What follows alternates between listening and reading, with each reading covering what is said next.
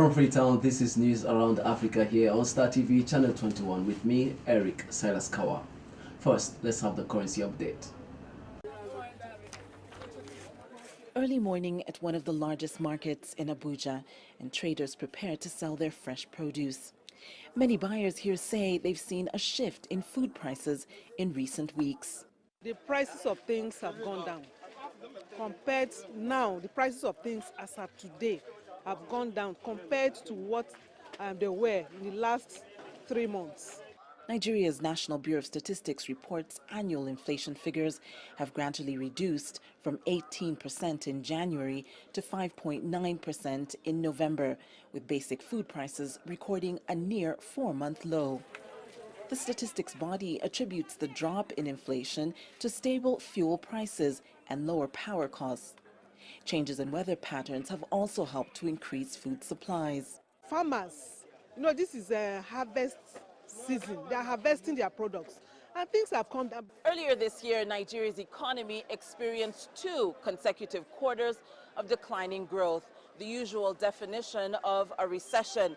Now, the government, however, has found some positive news in the latest inflation figures, which analysts say may ease pressure on the price of consumer goods at the open market. The government has recently launched a recovery plan aimed at getting the country back on the path to steady economic growth while pushing for a more diversified economy. However, many suppliers say that even with inflation easing, people are still struggling. Sometimes, even if they can afford, what they can use, what if they are like, now they want to buy beans, like 2 mudu, they say, let me just manage 1 mudu. If they're to buy garri 3 mudu, they say, let me manage it with 2 mudus, so that they go and manage it because of the money at hand. However, Nigeria's central bank is confident the situation will improve and its projected single-digit inflation by the end of next year. Now to our top stories. We start off in Zimbabwe. Zimbabwe's former finance minister, Ignatius Chombo, has been denied bail. He appeared in a Harare court earlier on Monday after spending the weekend behind bars. Chombo is charged with attempting to defraud Zimbabwe's central bank, among other offenses allegedly committed in 2004. He is among several high-profile people detained by the military last week. A former university lecturer and ally of Robert Mugabe, Chombo was promoted in an October cabinet reshuffle from the Interior Ministry to the finance portfolio. Here's a report. After spending the weekend behind bars, he's facing charges of attempting to defraud Zimbabwe Central Bank, among other offences allegedly committed way back in 2004. He is among several high-profile individuals who've been detained by the military, the Zimbabwean Defence Forces, last week. Now, a former university lecturer and ally of Robert Gabriel Mugabe, the former president, Mr. Chombo was promoted in an October cabinet reshuffle from the Ministry of Interior to the finance portfolio. Well, Rama, I can tell you that the former finance minister is the highest profile, official that we've seen so far. The head of the ZANU-PF Youth League, Kudzanai Chipanga, is also being charged and, in fact, has also been denied bail along with the former finance minister. Both of them remanded until the 8th of December. There's another ZANU-PF Youth member, Hamandishe, who is also, charged. Now, in terms of other senior government officials that we know, no information as yet on some of them. We know that 2 of them, the former higher and tertiary education minister as well as the former local government minister, were pictured aboard a plane and believed to be leaving the country into Mozambique. They have since been on Twitter saying that they are free out of the country and are safe and secure. So in terms of details of other officials, we don't have those. Perhaps if they are still being held, then the military officials will have that information. But former Minister Chombo is the one that we can confirm. He's now no longer in military custody, but now being held by the Zimbabwe Republic Police and appearing in court now. Indeed, the interim president last week Friday arguing in his speech against, and I'm using his words here, vengeful retribution. But what exactly is the plan to deal with public assets which were illegally or improperly seized and taken into private hands, especially by individuals who were in government or associated with people in government? Indeed. Well, we expect that, there will be swift movement on this. There is a Zimbabwe Anti-Corruption Commission which had been investigating a number of government officials, but their investigations have been stifled because of, influence being used in the political circles, and the fact that the Anti-Corruption Commission doesn't have arresting powers. It was basically seen as a toothless bulldog. Now we expect that now that there's this fresh impetus, we might see some of those cases being followed through. One of the mandates of the Anti-Corruption Commission, apart from putting people behind bars or pushing for people to be prosecuted, is to try and recover as much as it can in terms of assets. And we're likely to see that some of these properties that have been acquired will be action will be taken to go after them and to recover them. We also know that parliamentarians have been pushing for a declaration of assets for all MPs, for all government officials, and in fact for all civil servants. And that'll be one way in which the officials here will be able to measure or gather who has acquired what, how, is it justified, and if not, hopefully also be able to recover that in the interests of the public purse. Rama. Indeed. One last question for you, Farai. We are closing in on 72 hours since Emmerson Mnangagwa was sworn in as the country's interim president. When will Zimbabwe have a cabinet in place, and how likely is it to include the opposition? Well, when a cabinet is in place, we anticipate that certainly that announcement is imminent. People were expecting it as early as Friday after the inauguration, or certainly over the weekend. It hasn't happened. Hasn't happened as yet today. It might, happen during the course of the night, but we expect that it's imminent. And, the president said in his inauguration speech he wants to hit the ground running. And we expect that announcing a cabinet is one of the ways that he'll demonstrate that. Certainly the budget, the 2018 budget, needs to be passed, needs to be presented to Parliament by the 7th of December. And so a new finance minister has to be in place to be able to do that. Whether or not there will be opposition faces in this cabinet remains to be seen. Analysts I've spoken to think that it's unlikely. All that we've seen here, the stepping down of President Robert Mugabe, the military operation, the changes that ZANU-PF has pushed through have essentially been to consolidate ZANU-PF's position, to salvage ZANU-PF from these criminal elements who had captured it. And so it's unlikely that after going to all this work, they would then reward the opposition by giving them places in this cabinet. However, there is a school of thought that believes that in order to be able to appeal to the international community, that some of these opposition faces should be included. The president has certainly spoken about working with Zimbabweans across the political divide. So it remains to be seen if he will incorporate some opposition faces, but certainly he may reach out to some technocrats, to people from commerce and industry. But when, I think it's imminent, we expect it certainly before this week is out. Hopefully we'll be speaking again in the next few hours on this show to be breaking down who's been given which portfolio and how effective we expect them to be going forward, Rama. Still in Zimbabwe, Zimbabweans in South Africa are still celebrating Robert Mugabe's resignation. Many have started already planning their return home. However, they are being advised to be aware of the challenges that lie ahead. Former President Robert Mugabe has stepped down, but he leaves behind a shattered economy with 90% of the working population unemployed. At the core of their economic policy has been unwillingness to reform and to open the economy to the world, to become more globalized, because that would require political sacrifices that nobody was willing to make. So as we stand now, the economy is essentially bankrupt. Local and foreign investments have dwindled over the years.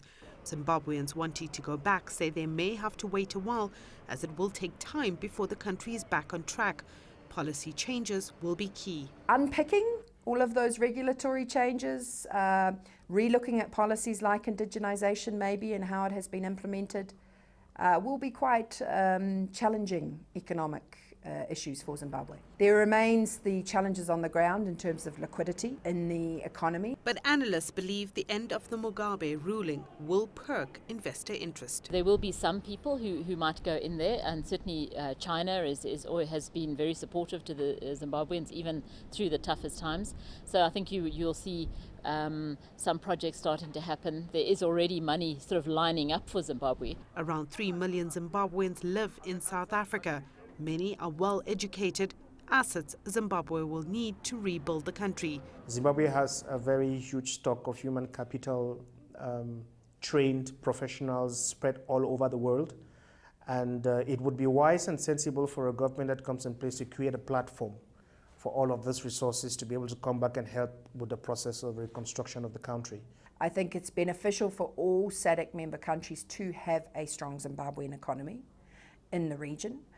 So there is a definite regional imperative. Zimbabwe also sits in the middle of the North-South corridor, which is a critical route for intra-SADC trade of goods and also the movement of people. For Zimbabwe and all her people, the real work starts now. Let's go for some short commercials. We'll be right back. Don't go. The best investment in a child's life is education, as it educates and prepares the child for the future. But having that in a very conducive atmosphere is one thing that every child yearns for. At Nyakom Nursery Preparatory and High School, situated at number 5 Bauma of Femitono Drive, Godrich, your child's future is guaranteed. At Nyakom, we admit pupils from nursery to SSS4. Striving for excellence is one of Nyakom's mission, and that is accomplished through our conducive learning environment that comes in a fenced compound, a one-to-one seating accommodation, trained and qualified teachers, guidance and counseling units, plus a spacious playing ground which affirms the saying, all work and no play makes Jack a dull boy. At Nyakom, recreational facilities are available for your child's relaxation and learning, like baskets and volleyball courts, DSTV facility, fully equipped computer and science labs, with bus services ensuring their pupils are picked up and dropped to and from school, thus guaranteeing their safety. Make haste and have your child or ward admitted into Nyakom Nursery Preparatory and High School, which is situated at number 5 Bauma of Femitono Drive, Godrich, as admission for the academic year 2017 and 2018 has commenced. Education is the key, remember. Welcome back. This is News Around Africa here on Star TV, Channel 21. Let's move over now to Nigeria. Authorities have launched an initiative to put Lagos at the frontier of technology on the continent. Code Lagos aims to train around 1 million people in computer programming by 2019. It's open to all residents in the city, from primary school children to adults. Badmos reports.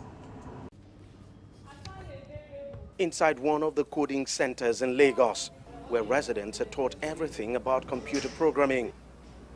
The trainees who fall under the out-of-school category are taught coding ranging from website design to app development. Right now, we are taking them through the basis of coding. We're taking them through Java, Python, and building of web design. And it's actually very good because it's the foundation of coding as a whole. Among the trainees here is Yawande, a teacher who's hoping that at the end of the 5-week training period, she would be able to develop an application with new ways of teaching. My expectation at the end of the program is to be able to start my own blogging, to create a blogger where I can be able to create a teaching platform where children can go there and learn things on their own without any of the teachers around.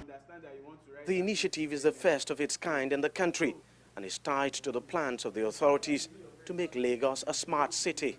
Code Lagos is our response to ensuring that Lagos is ready for its future, which is going to be technology driven.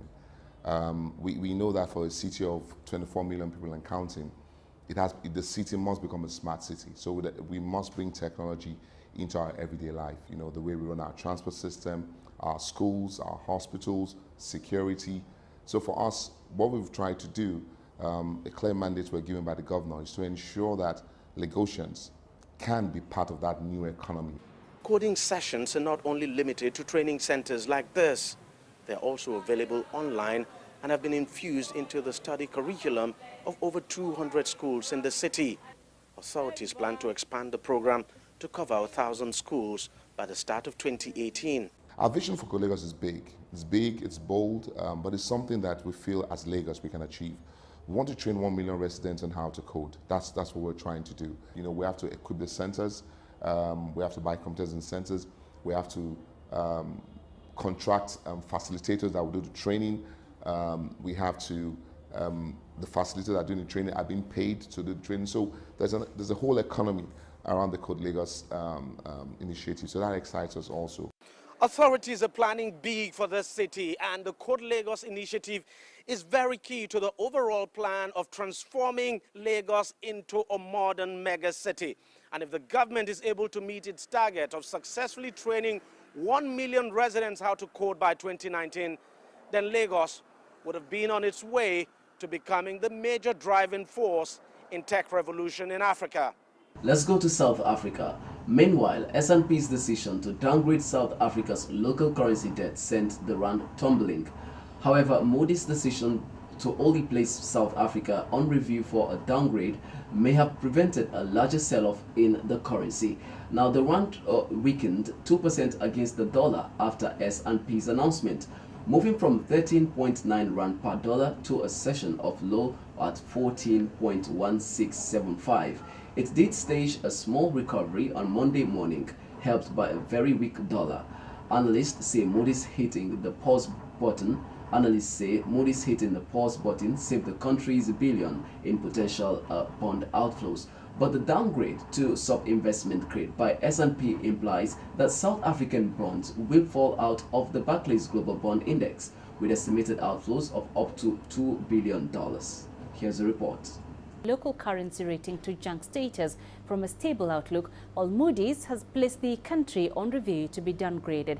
S&P also further lowered South Africa's long-term foreign currency debt to BB from BB+, meaning this debt is now on the second rung of non-investment grade. But the union says those decisions are outrageous and are an attempt to force the government into carrying out policies that will hurt the working and the poor even more. And from that South African report, we go for a short commercial and we'll be right back. Always wanted to get some good IT training, but often wondered where, when, and why. Allow me to share my pleasant discovery. Situated on the outskirts of Freetown on mile 91 Freetown Highway, Silicon Hills, just opposite the former Camp Charlie, is the Canadian College of Modern Technology. And apart from its serene environment, which makes it most suitable for learning, this certified and accredited Canadian College of Modern Technology, with its well-experienced international and local teaching staff. We offer courses in computer science, business administration, human resource management, development studies, and mass communication. They will help you develop and demonstrate effective problem-solving skills to be successful IT professionals. You may also like to know that this fully equipped institution is not only special for its wireless connectivity and its unique waste management policy, which seeks to help reduce their carbon footprint, but also has a 24-hour solar electricity power supply and a backup generator. This highly secured campus also has a clinic, student hostels with clean running pipe-borne water, a canteen, and state-of-the-art learning facilities to make learning a good experience. Enrollment for 2016 starts right away. And here's a little secret.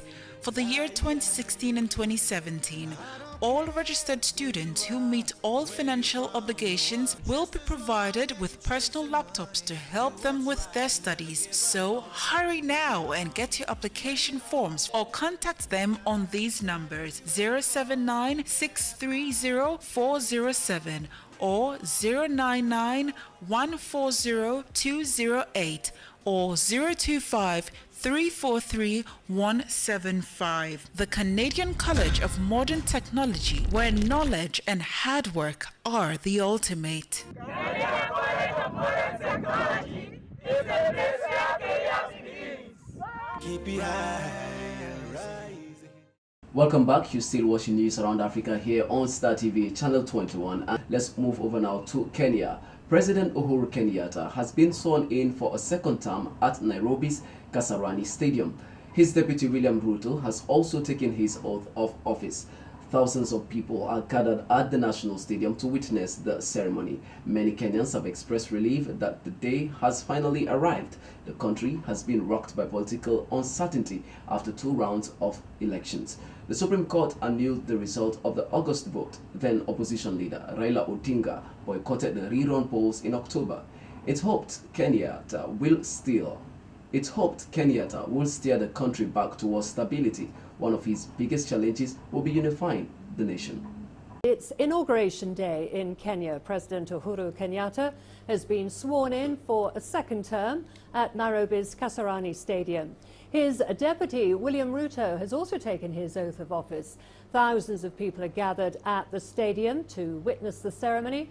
Many Kenyans have expressed relief that the day has finally arrived. The country has been rocked by political uncertainty after 2 rounds of elections. The Supreme Court annulled the results of the August vote. Then opposition leader Raila Odinga boycotted the rerun polls in October. It's hoped Kenyatta will steer the country back towards stability. One of his biggest challenges will be unifying the nation.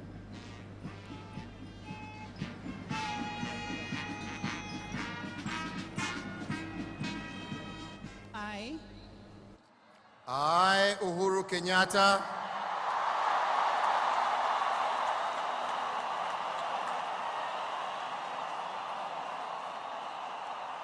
in full realization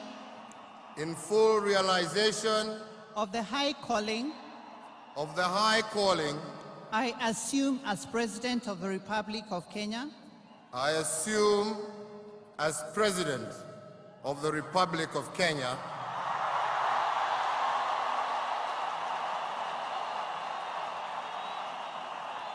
do swear that I will be faithful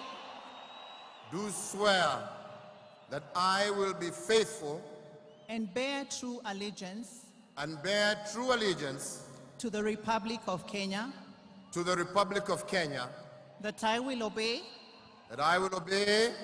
preserve, protect and defend the Constitution of Kenya, protect and defend this Constitution of Kenya as by law established, and all other laws of the Republic, and that I will protect and uphold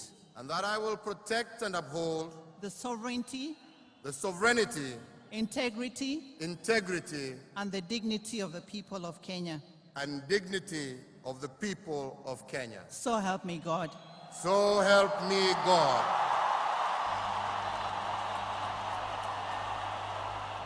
Move to Burkina Faso.